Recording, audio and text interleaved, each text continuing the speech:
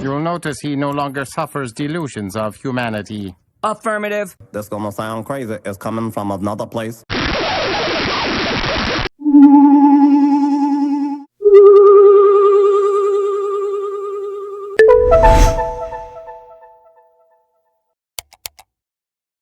Has editing your content become a burden, or you just don't have the skill set?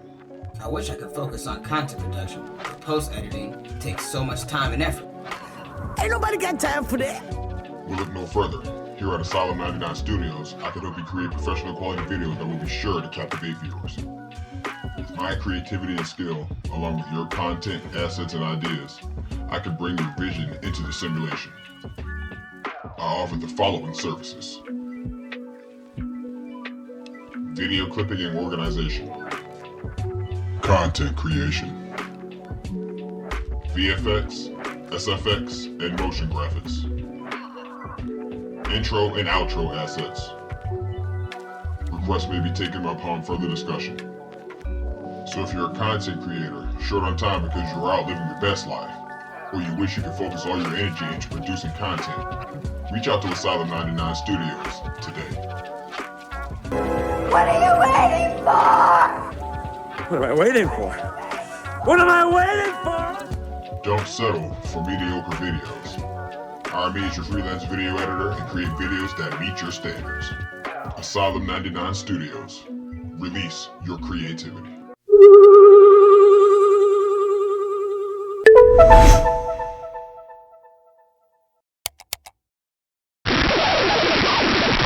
Welcome back, tribe. Today we're going to get some reading in.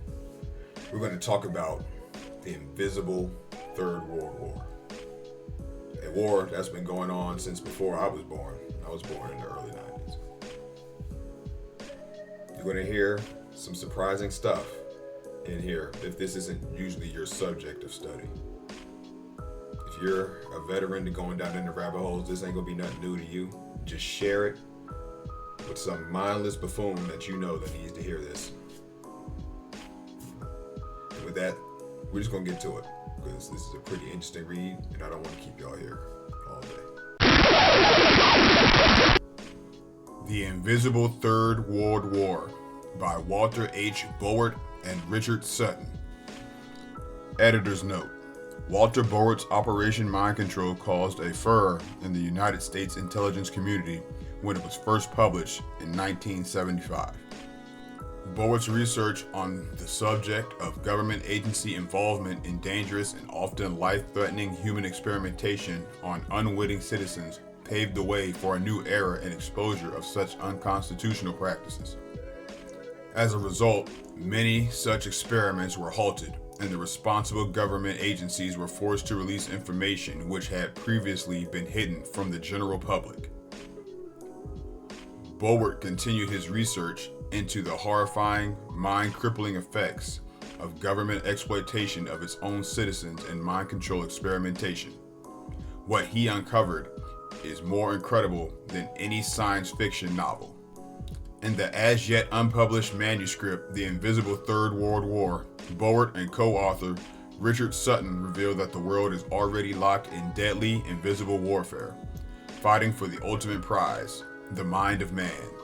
So the question I have is,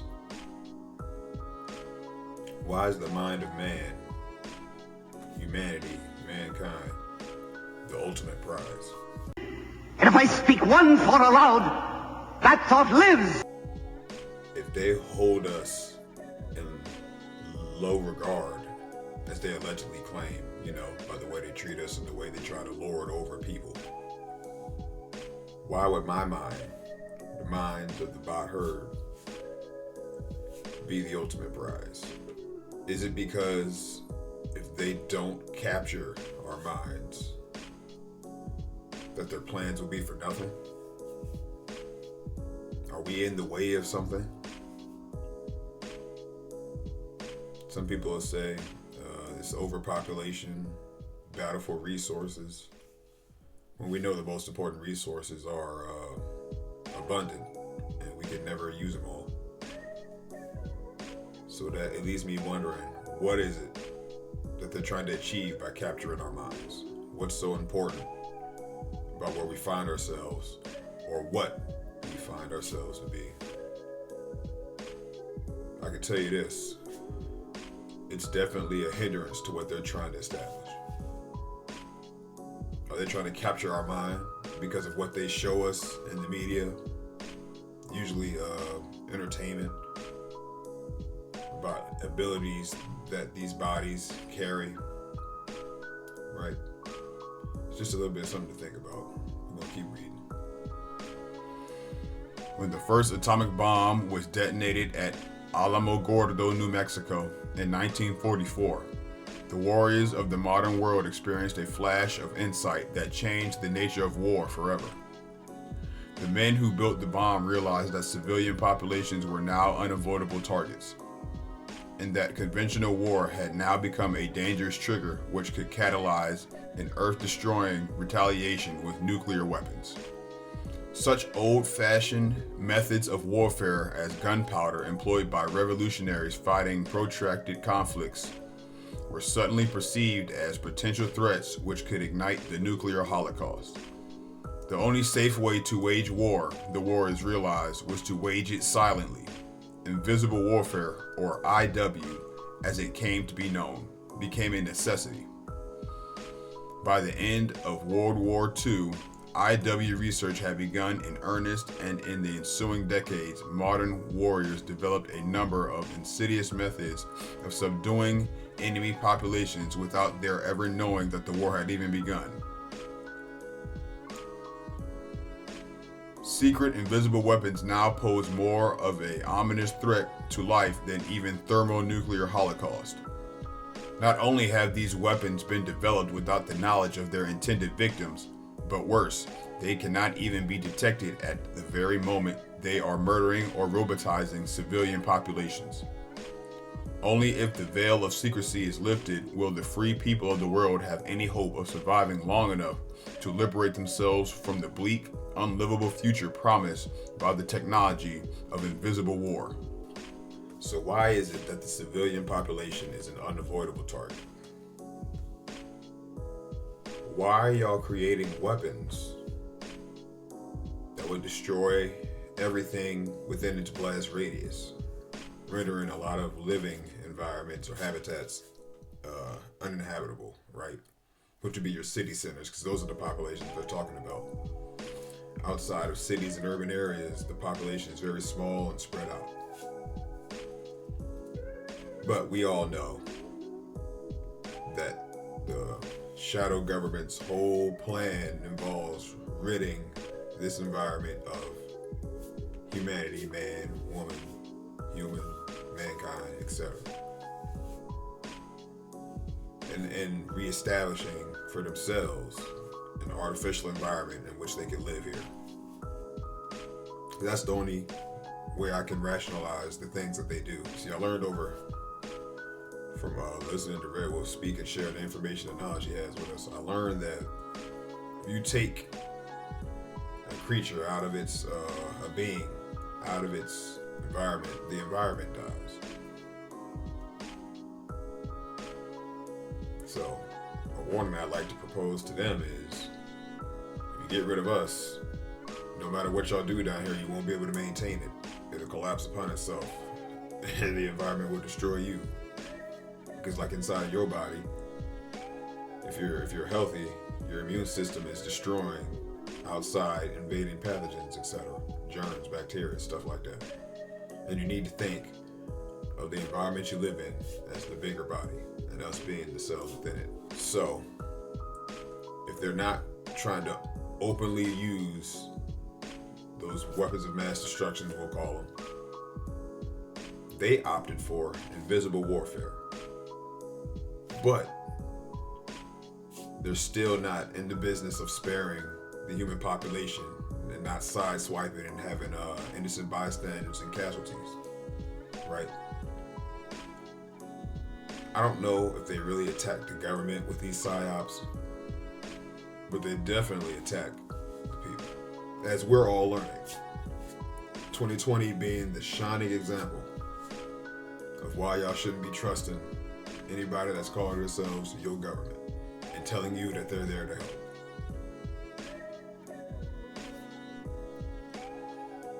we're about to get into in this article, you're going to hear about some of the mild things that they've done, because I found this article. This article is from the 70s, I believe.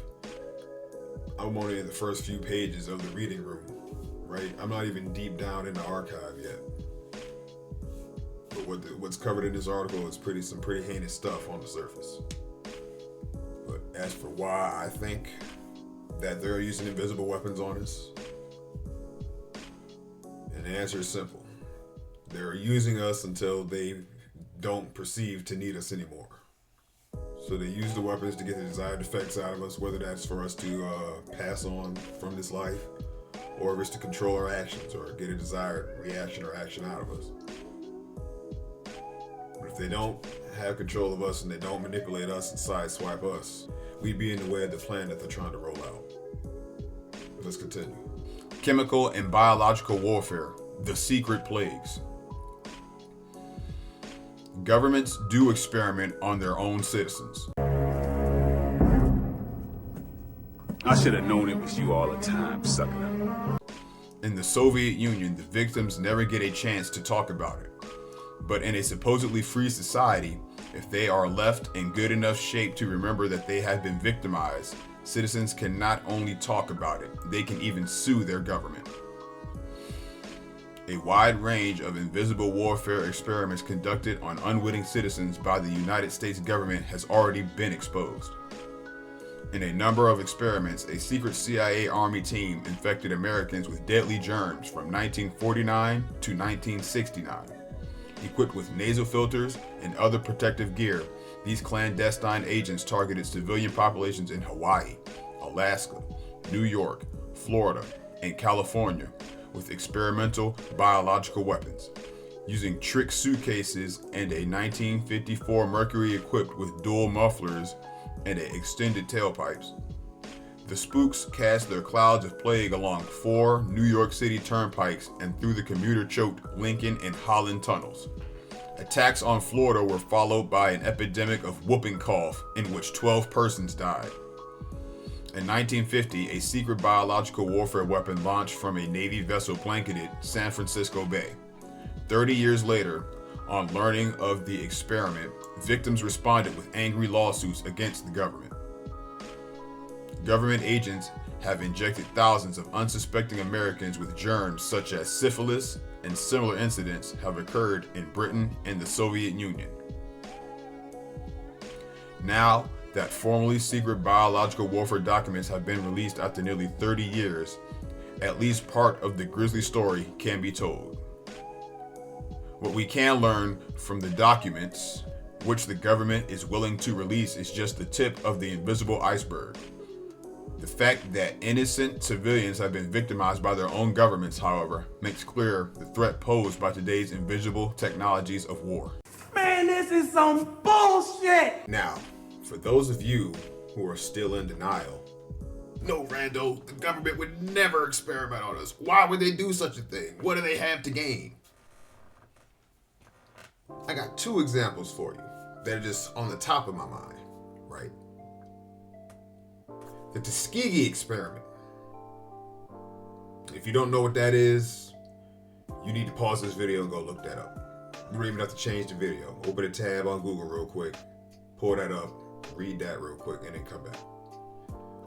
2, the scamdemic of 2020.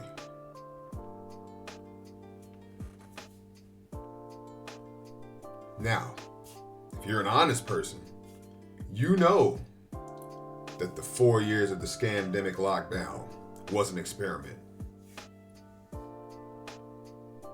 You had plenty of time if you weren't an essential worker, right? Y'all forgot about that little classism they came up in there with?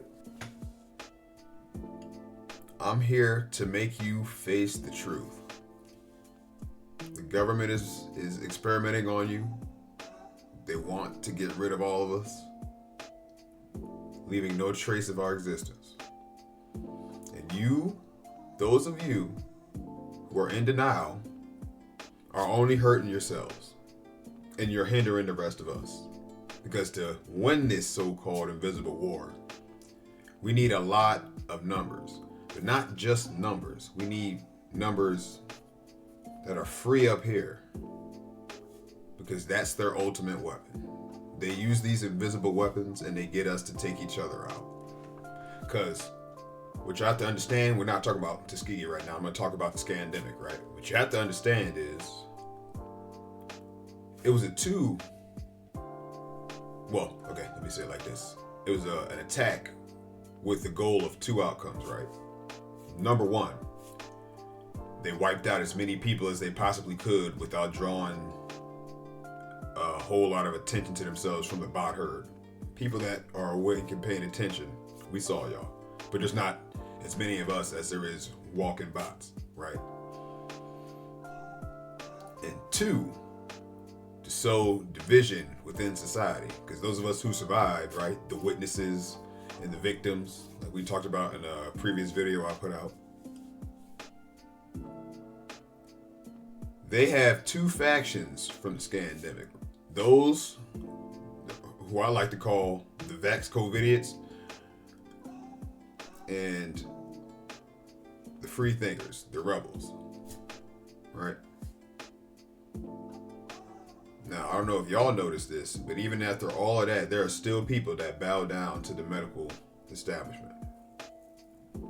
So that already lets me know that it's still going to be an uphill battle within the urban areas mostly for free thinkers to move freely through society after the government tries to lock it down again. So in my mind, if you are a free thinker, you no longer have a space in the city. It's not a matter of where you want to live or not. If you are freely thinking for yourself and trying to see things from all angles, you will not be allowed to thrive or dwell in an urban area. Because to be in an urban area, you're going to have to be assimilated. We favor unreasonably huge subsidies to the brain slug planet. Okay, but what are the brain slugs who control you gonna do for the working man? Attach brain slugs to them. Microbiological Holocaust. Warriors have been busy developing biological warfare weapons since the prehistoric days when shamans first poisoned their enemies. The memory of the political use of disease during the Crusades and the Inquisition may have been too fresh in Hitler's mind to allow him to unleash the vast arsenal amassed by Nazi scientists. The Japanese, however, had no such compunctions. After World War II, germ warfare trials were held which convicted a number of their war criminals. Those trials, even more sensational than the Nuremberg trials, got little attention from the press of the day. Biological warfare was next used during the Korean War, and then it was used in Vietnam. Perhaps the most hideous story is that of the leakage of anthrax germs from weapons in the remote secret city of Semipalatinsk in the Soviet Union. There, just a few years ago, hundreds died in horrible agony from anthrax germs created for the purpose of biological warfare. Current genetic developments in what is called recombinant DNA threaten to unleash mutant biological warfare strains from which the world may never recover. Despite an international treaty forbidding the use of biological warfare, some nations today are cheating, using it anyway. According to recently released Pentagon documents, the Soviets may well have used both chemical and biological warfare weapons in Afghanistan. There's a saying, and I'm sure we've all heard it, or at least most of us have heard it. Those who do not know their past are doomed to repeat it. Now, let's think about the examples that they named in the previous section of the article I'm reading. There are people that are alive today, in my life, that remember a lot of these attacks and stuff, like especially during Vietnam. How many people were against that here in the Americas during that time? Especially people from my background. Yet, those people that were there for that, for the most part, not everybody, right, are alive today, still with full trust and faith in the government. And by the government, I mean CIA, the CIA.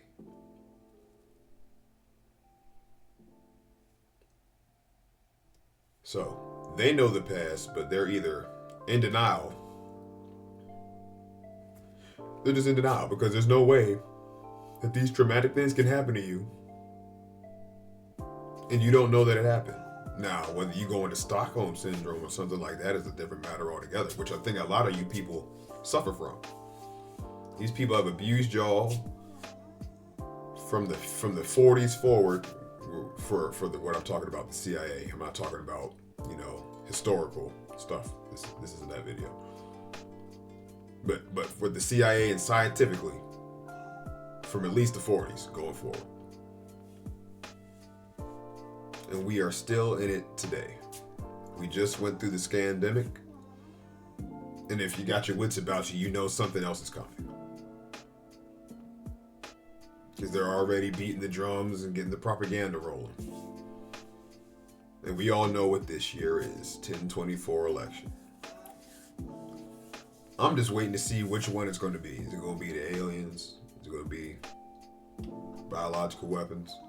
Is it going to be nuclear weapons, the radioactive weapons, stuff like that? But the difference is, if I survive going into the future, I'm not going to trust the government. I already don't trust them. Right? Brando, you're a veteran. I'm out the government now. I don't depend on them anymore. Right? Now I can see it for what it is, and I know, and I'm here to tell you that you should not be trusted. Rocky Mountain Plague. When the news of secret leaking Army wet-eye nerve gas canisters in Denver, Colorado was released, it sent shivers through the citizens of the Mile High City. Would Denver be America's first semi-Palantisk? A controversy over how to dispose of the nerve gas bombs has raged over the past few years in Utah and Colorado. The U.S. government wanted to ship the bombs to a remote location in Utah since the task of neutralizing the bombs seemed impossible.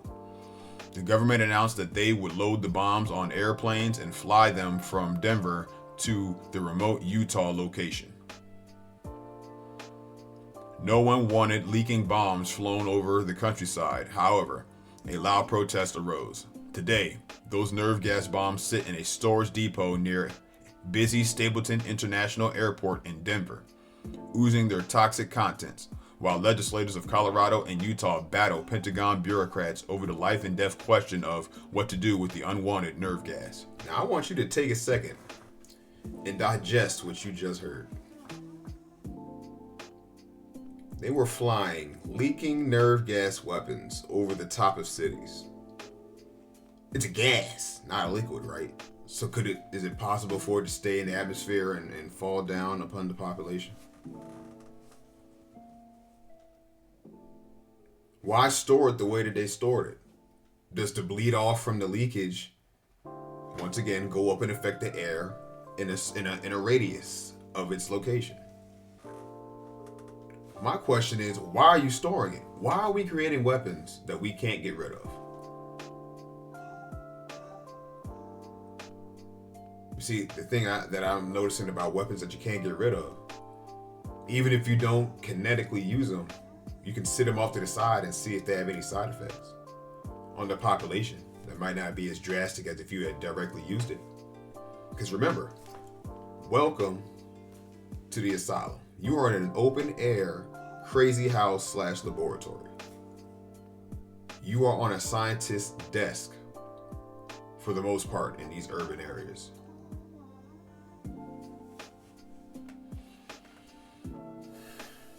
So if it's not an experiment, are they planning to come back and use it at a later time?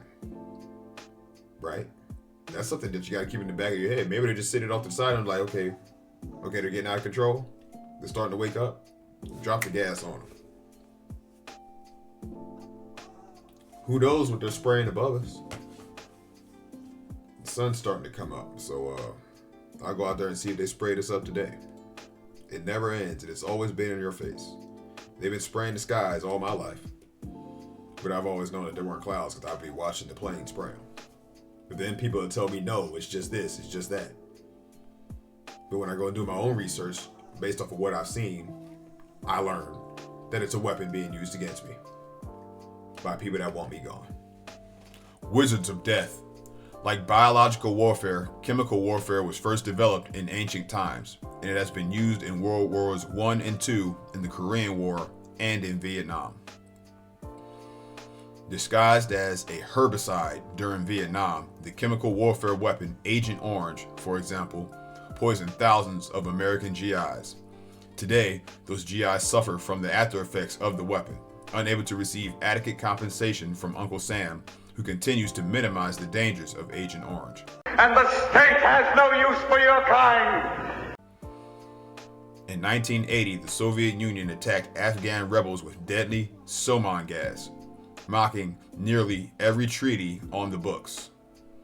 According to Lieutenant General Nikolai Chernov, the Soviets equipped every division of the army with TMS-65 decontaminant trucks.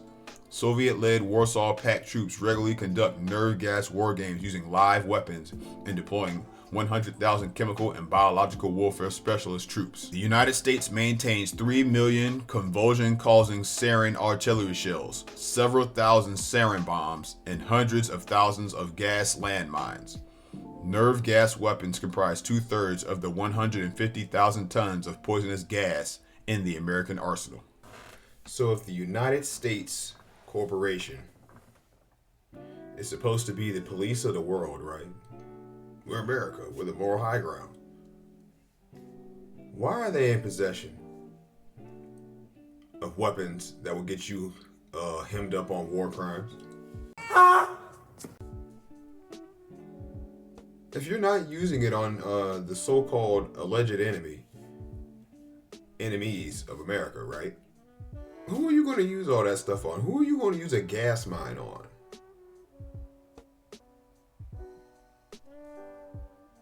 Who are you going to use these bombs on if you're not using it on the terrorists because it's a crime? Because see, it's not a war crime to experiment on your civilian population. It's a war crime to experiment on the people that you're out there blowing their limbs off. Right? Well, why do we have these things?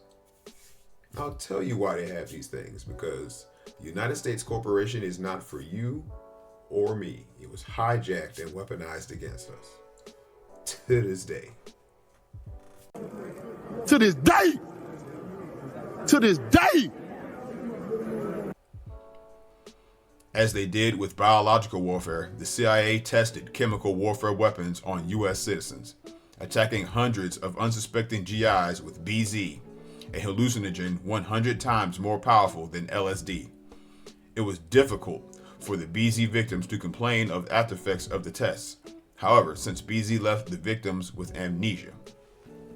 CIA intelligence expert John Stockwell resigned in horror after revelations of the chemical warfare atrocities by the agency. Despite the protests of Stockwell and other men of conscience, a powerful lobby today demands repudiation of all treaties outlawing germ and nerve gas weapons. Chemical warfare development overlaps that of biological warfare and the growth of the new science of genetic engineering, which poses an even greater danger through its invisibility than does well-known and already predicted nuclear holocaust. Well, there goes your answer. The insidious thing about being an armed forces service member is they'll talk you up while you're in there, and they'll make you feel good about what you're doing. But once you step away, you're a loose end. That's what's dangerous about the VA. Yeah, I'm gonna call y'all out. I know what y'all doing. You see, you can't leave the dogs you trained out and give them a chance to turn around and come after you. So they gotta delete and get rid of and incapacitate those of us that got away with functioning bodies somewhat. It's sick. And I'm not just talking to the service members here. Worldwide, if you're a part of the system, if you're a cog in the machine, you are a mere pawn. And as Macks V likes to say, you a slave to the system. And that's all you'll ever be until you free yourself. Mind control. The CIA Nazi connection. clandestine wizards of the Cold War have searched for new technology to forcibly control the human mind for more than 40 years. At the close of World War II, when the leaders of Nazi and the U.S. intelligence agencies joined forces to construct an allied intelligence network, the Nazi spy chief Reinhard Gehlen, the OSS's William Donovan, and the FBI's J. Edgar Hoover all conspired to develop mind control weapons. Hoover and Donovan, like their Nazi counterparts, commissioned leading psychiatrists in their nation to come up with an automaton-making technology. Nazi research into mind control, which began during the 1920s at the Kaiser Wilhelm Institute, inspired the concentration camp atrocities of the infamous Joseph Mengele and others. American research in the years following World War II victimized convalescing World War II veterans. The Nazi inspiration for the CIA's mind control operations has recently been documented with the declassification of a project code named Paperclip. Paperclip evolved into a series of CIA projects using unsuspecting civilian guinea pigs. These included such code names as Bluebird, Artichoke, Midnight Climax, and the now infamous MK Ultra. Documents related to these projects have been revealed that America's most respected, influential psychiatrists conspired to unleash mind control weapons on unsuspecting Americans and succeeded. Now, Operation Paperclip, for those of you who live under a rock, of course, if you know what I'm talking about, don't mind me, is where the United States Corporation snuck people that should have been in the Nuremberg trials out the back door of Germany and in the back door of the United States Corporation, where you get such companies as Bayer and other pharmaceutical companies like Merck and all that kind of stuff that put out these experimental drugs to us. The Operation Paperclip is why you know people, or you yourself have taken medicine, and then you're a part of the lawsuit where they played the commercial on the Black Mirror, then they played the class action lawsuit commercial with the side effects and all that stuff on the Black Mirror. That stemmed from Operation Paperclip because they brought the people who were allegedly committing a Holocaust in Germany. Allegedly, and I'm going to say allegedly. Okay? Because there's reason to believe that it actually didn't happen the way they said it did. So, that's a topic for another video. I just want y'all to know that the Third Reich that y'all people be claiming you're all against has been alive and well since they allegedly offed Hitler, who we all know was not offed in Germany because he was down in Argentina. American Frankenstein. Since the days of ancient China's legendary warlord Sun Tzu, mind control has been the most sought after military weapon. Mind control techniques were developed and refined through the succeeding civilizations of India, China, Egypt, the Mayan Empire, Greece, Rome, medieval Europe, Nazi Germany, Soviet Russia, Red China, and finally, the United States. Some of the more widely used methods of mind control have included sexual manipulation, drug hypnosis, behavior modification, and assorted other methods which control an individual's freedom of thought. Despite earlier denials, the CIA did successfully brainwash Americans. Psychiatry. Institutional psychiatry has become an instrument of civilian control of the modern state. So, the question I want to ask, dealing with that section, is this.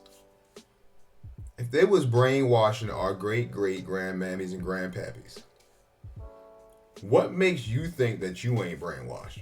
Or have been brainwashed, or that you don't have brainwashing to fight against and undo?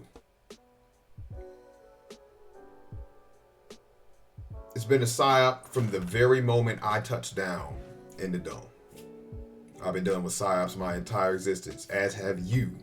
Now, if you're overcoming them or falling to them is another matter entirely. And that's something that you and me each have to deal with individually. But know this. They are messing with you. Subliminally. Okay? And acting like they're not isn't going to help you. You need to face the facts, face your reality, and adjust your actions and move forward accordingly. Mind control police tactics have completely replaced the criminal justice system in the Soviet Union. Behind the Iron Curtain, where intolerable conditions would otherwise spark revolt, psychiatric techniques have turned the Soviet population into a herd of terrified and apathetic automatons. With high technology Soviet mind control employed against political dissidents to silence them permanently. In the United States, the mental health industry has been operating for many years on Soviet-type plans to replace the American justice system with mind control operations. Man, this is some bullshit! Would you look at that? In these United States, the mental health industry was nothing more than a mind control weapon. You don't say. Look at the havoc they've caused since 2010. That's as far back as I'm gonna go. Look from 2010 to 2024. Almost 15 years of damage. Right? We ushered in the Rainbow Mafia being out in the open. We've acknowledged down is up. We've acknowledged hot is cold. It's crazy to sit here and think about it. It's not that they hid it being a weapon against us. They just got y'all to deny what was right in front of your face. And look where that has gotten us. The only way out of this is to face up and get our acts together. Electromagnetic mind control, the Moscow signal.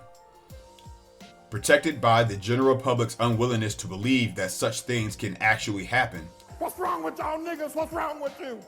Soviet forces have been beaming invisible microwave radiation at Americans for more than 20 years, mysteriously triggering cancer, heart problems, cataracts, and emotional stress. The bizarre Soviet zapping of the U.S. Embassy in Moscow, an incident which has been known as the Moscow Signal, may well have been the opening volley of the invisible war of electromagnetic weaponry. In 1962, while sweeping the embassy for bugs, American security personnel detected a microwave beam aimed straight at the embassy. Naturally, the Pentagon and the intelligence community became alarmed at the possibility of neurological and behavioral effects on diplomatic personnel. While keeping the knowledge of the microwave beam secret from the suffering embassy staff for 12 years, the CIA launched a project codenamed Pandora, which was aimed at understanding the Soviets' motives for the microwave attack. Pandora personnel discovered that the Soviets had been conducting extensive microwave research operations for years, and that they had concentrated their studies on the emotional and mental effects of microwaves. By the summer of 1965, a Pentagon-affiliated think tank called the Institute for Defense Analysis convened a special task force to replicate Soviet experiments and analyze the problem. The Defense Advanced Research Projects Agency, DARPA, then began experimenting on rhesus monkeys with microwaves at Walter Reed Army Research Institute. The results are still classified top secret, but from recent duplicate studies, we learned that microwaves cause profound effects on the central nervous system and change the behavior of rhesus monkeys. At a summit meeting at Glassboro, New Jersey during 1967, President Lyndon Johnson asked Soviet Premier Alexei Kosygin to halt the Moscow signal. In 1969, leading microwave scientists gathered at the University of Virginia Medical College at Richmond for a 3-day symposium on biological effects and health implications of microwave radiation. Microwave authority Dr. Karol Mara of Czechoslovakia declared that microwave bioeffects included pains in the head and eyes, fatigue and overall weakness, dizziness and vertigo, poor night's sleep, irritability, fear, hypochondria, tension, depression, inhibition of intellectual functions, and decreased memory. Yet most of those at the symposium ignored the dangers of human bioeffects. Research biophysicist Dr. Alan H. Frey was more than interested, however. Frey had determined that humans could actually hear pulsed microwaves at frequencies ranging from 300 to 3,000 megahertz. Now don't go running off to WebMD to check and see if you're gonna die or not. But I know a lot of people their ear probably perked up when they heard some of those side effects. And then you'll go to the fake hospitals and they'll sit there and they'll play in your face and tell you they don't know what's wrong with you. They know what's wrong with you, but if they tell you what's wrong with you, they're in trouble, and the people that told them to do what they're doing are in trouble, and they can't have that. They still need their BMWs in their 6-room mini mansions, right? So for those of y'all who've been trying to figure out what's been wrong with you this whole time, and the government wasn't giving you and the hospitals weren't giving you any answer, you're being experimented on. That's why you're jacked up. Most people are jacked up in one way or the other. No man is safe from the war going on outside. Not even your children. That's just the way it is. So all you can do is fight back or curl up in a ball in the corner and wait for your turn to pass on into the next existence. It was not until syndicated columnist Jack Anderson broke the Moscow Signal story in 1972 that the public began to learn of the truth. Several months after Anderson's microwave column ran, the Soviets accused the U.S. of irradiating chess wizard Boris Spassky with electronic devices, causing him to lose the championship match to Bobby Fischer. On February 7, 1976, the Los Angeles Times quoted U.S. Ambassador Walter J. Stossel Jr. as telling his staff that the microwaves could cause leukemia, skin cancer, cataracts, and various forms of emotional illness. Stossel himself was reportedly suffering from a mysterious illness resembling leukemia, which caused nausea and bleeding in the eyes. 2 of his predecessors at the embassy died of cancer. According to National Security Advisor Zbigniew Brzezinski, U.S. embassy personnel in Moscow suffered the highest cancer rate in the world. Today, despite a brief respite, the bombardment of the embassy continues, while much of the evidence gathered by U.S. intelligence agencies remains classified. However, raising the lid on Project Pandora has uncovered a box full of secrets about microwave effects. The Eugene wavelength. A powerful radio signal that may be affecting human health has been monitored in several Eugene locations and in the air 3,000 feet above the city, proclaimed the Eugene Register Guard on March 26, 1978. The source of the radio signal is unknown. Thus did Eugene, Oregon become the first major population center to suffer the effects of electromagnetic biohazards. Shortly before the Register Guard printed the story, a middle-aged Eugene man named Walter Dubosky came down with symptoms remarkably similar to those attributed to microwave sickness. He noted a strange vibration emanating from within his home. He heard voices. He could not sleep. He suffered burning of his cornea. University of Oregon industrial hygienist Marshall Van Ert, called upon to investigate Dubosky's complaints, found that he suffered the same symptoms while in the man's home. Disturbed, Van Ert recruited several local engineers to investigate. The engineers measured an unusual radio signal which they determined to be capable of producing potential biohazards. After unsuccessfully dogging public health agencies to investigate the matter further, Van Ert broke the story in the papers. The Eugene signal was described as a radio frequency pulse at 4.75 megahertz. It was recorded within at least 2 local homes and at 3,000 feet above the city.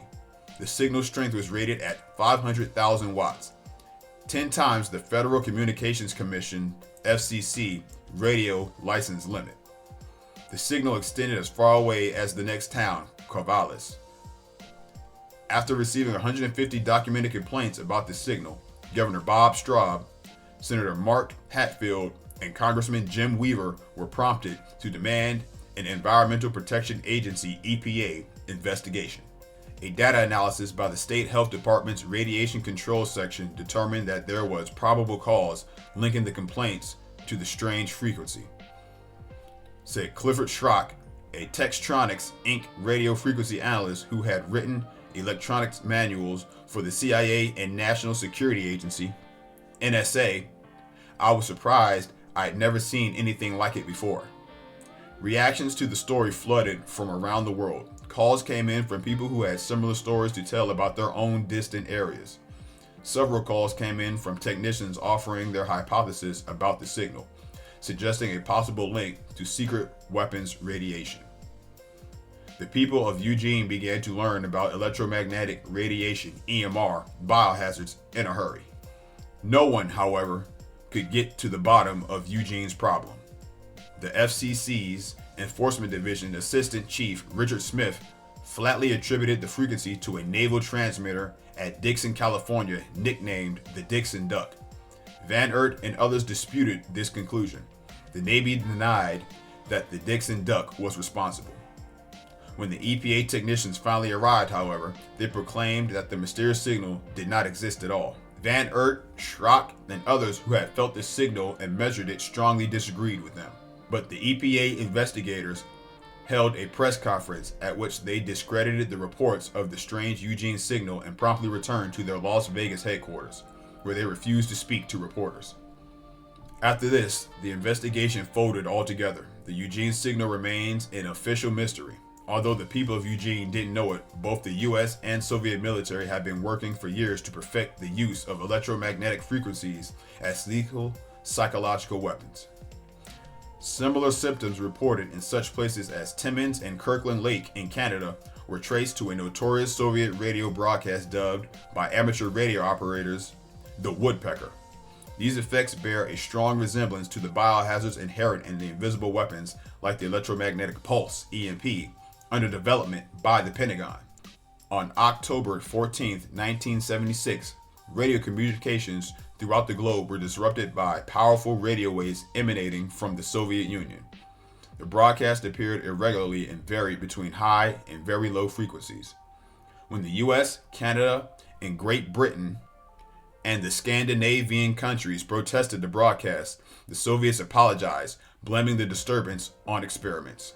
After this, the nature of the wavelengths changed, and huge electromagnetic standing waves formed, thousands of miles long, penetrating the Earth and extending into the ionosphere. Because of its characteristic sound, the signal was dubbed the Woodpecker. The sound, which ham radio operators heard all over the world, sounded like the tapping of a pencil on a table at between 8 and 14 times a second. The wavelength was traced to the alleged experiments in Soviet cities of Riga and Gomel. The standing waves accompanying these experiments stretched down both coasts of North America and along the eastern frontier of the Soviet Union. The Woodpecker has been blamed for subsequent shifts in weather patterns resulting from altered trade winds. The change of winds created a drought in the western United States with severe effects on farming and the U.S. economy. And there is another psyop. There goes your climate change. Climate change is a result of man-made electromagnetic weapons. HAARP and DARPA. And who, as every other time, is at the root of these issues? The CIA, the Central Impotence Agency. The Central Impotence Agency. Always at the center of the controversy. They're playing with your mind. They're getting y'all to donate and vote for climate change when they're the ones messing with the weather. Wake up, please. Several agencies feared that such standing waves might well have caused the disintegration of ships, including oil tankers in the Atlantic. But the potential effect of these standing waves on human beings is cause for a much greater concern. Just as the human body's nervous system operates electromagnetically, so the Earth has an electromagnetosphere, which scientists claim can be altered to produce dramatic weather shifts. In fact, the Earth's ionosphere oscillates at approximately the same frequency as human brain waves, making it a perfect carrier off of which electromagnetic radiations in the brainwave range can be bounced without any change of frequency. The relationship between electromagnetosphere and the electromagnetic basis of the human body can be exploited as a strategic weapon. Everyone has experienced mental and emotional shifts during these changes of weather. Imagine the power open to those who, by flicking a switch, could control the Earth's atmosphere and change not only the weather, but the brainwaves of entire populations. Both the US and Soviet governments know that a strong pattern exists correlating geophysical phenomena and political disturbances, health, and mood swings. For these reasons, the woodpecker signal alarmed the US intelligence community. Operation Mind Control went out of print almost as soon as it appeared in bookstores. Not only did this phenomenon happen in the US, it happened to editions published in the United Kingdom, France, Holland, and Japan as well. Well, there you got it, Kim folks. Yet more evidence that our enemies, the CIA, is out to wipe us off of this environment, the surface of this environment. I've got more documents coming for you in the book mentioned at the end. I also have, right? Operation Mind Control. I'm gonna take a look into that and see what I can pull from there. They're messing with you subliminally. Now, are you going to keep taking it, or are you going to fight back? Not just subliminally. They're messing with you chemically, emotionally, as we're hearing. They're messing with your weather. They're messing with your environment. They're messing with everything. They're messing with your kids. There's not one stone left unturned and not one feather left unruffled when dealing with the CIA. Share this with someone that you know that's in denial. If they ain't gonna listen to you, maybe they'll listen to me. If they ain't gonna listen to me, they'll listen to somebody else. And if they don't listen to nobody, well, tell them, Drago. He dies. He dies. And with that said, I'm gonna catch y'all on the next edition. Peace. You need people like me so you can point your fucking fingers and say, that's the bad guy. So say good night to the bad guy. Come on. I am a human being. I exist. Delusions, Mr. Wordsworth. Delusions. Send the word.